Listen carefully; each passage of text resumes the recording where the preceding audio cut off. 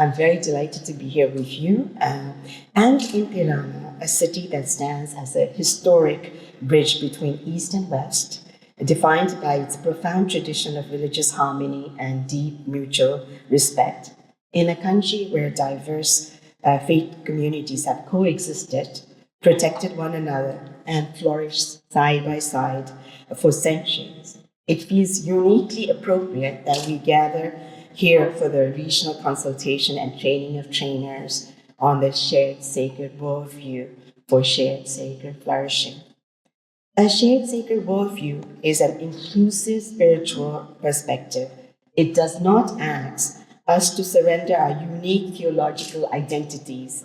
Rather, it unites our diverse faiths to recognize the divine in all the people and in the planet itself. Every religion represented in this room possesses a sacred worldview and correspondingly a vision of what it means for humanity to truly thrive. This worldview ensures shared sacred flourishing by bringing about inner transformation through the cultivation of virtues, the building of just and harmonious societies by common good institution and care for the earth. For religions of peace, this paradigm is not a radical departure. It is a natural, mature progression of what and how we have always grounded our multi-religious cooperation and peace building. So how did our shared mission evolve? To understand where we are going, we must look at the path behind us.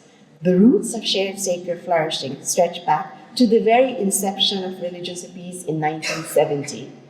At that time, more than 300 religious leaders convened in Kyoto to deliberate on national security, as it was then framed by the imminent threat of humanity posed by nuclear weapons. With time, we realized that national borders alone do not guarantee safety. National security had to be augmented by human security, protecting individual lives and dignity. In 2006, at our 8th World Assembly in Kyoto, we formally endorsed the concept of shared security, acknowledging that no one is safe until we are all safe. Further development of our interreligious collaborations and guiding principles led to our commitment at the 2013 and 2019 World Assemblies in Vienna and in Lindau, respectively, to shared well-being. Following the Lindau Assembly, our Secretary General Emeritus, Dr. William Bentley, partnered with the Fetzer Institute to build upon these insights. Through intense consultations with many of our senior religious leaders and renowned scientists, they formulated what we are discussing today and over the next 2 days, shared sacred flourishing. This is now the fundamental underpinning of religions of peace. It is not a secondary element of our work. It is the guiding force and the tip of the spear for achieving our long-term mission of positive peace. You may ask, why is this training so urgent right now? For centuries, the dominant global worldview has systematically omitted, dismissed, or ignored the sacred in its approach to human development.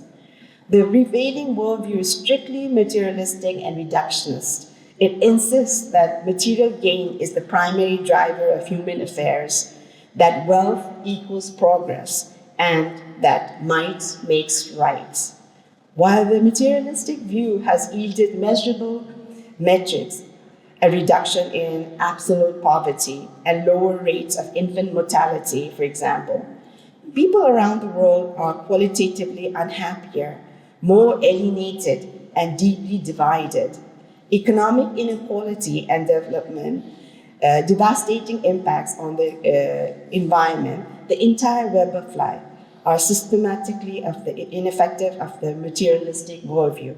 Similarly, the proliferation of nuclear weapons, the very crisis that catalyzes our founding, is entering a dangerous new phase, and artificial intelligence is deployed with virtually no regard for the spiritual or ethical dimension of its impact. The materialistic worldview is woefully, catastrophically incomplete.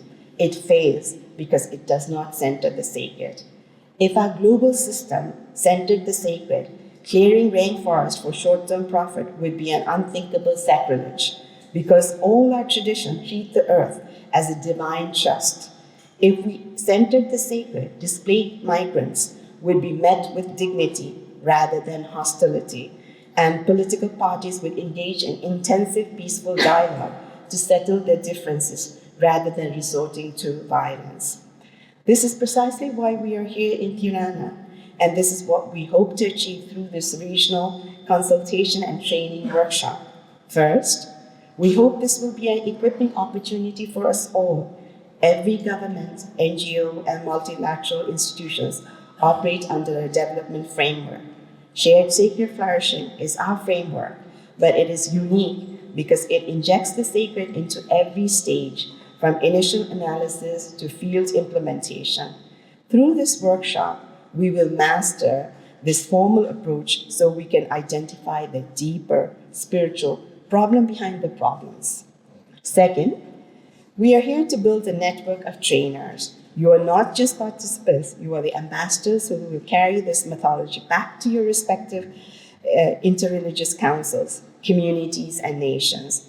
This workshop is designed to get you the practical skills, vocabulary, and tools to train others, scaling this model across the regions.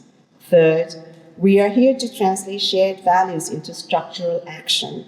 We must leverage our collective moral authority to regenerate the timeless values of compassion, empathy, love, honesty, and integrity. We are here to show the secular world that their development efforts are not enough because they have left out the most vital feature of human society. Thank you all for your dedication, your shared faith, and your commitment to one another. Let us utilize these next few days to transform our shared sacred worldview into a practical reality for the community we serve. Thank you so much.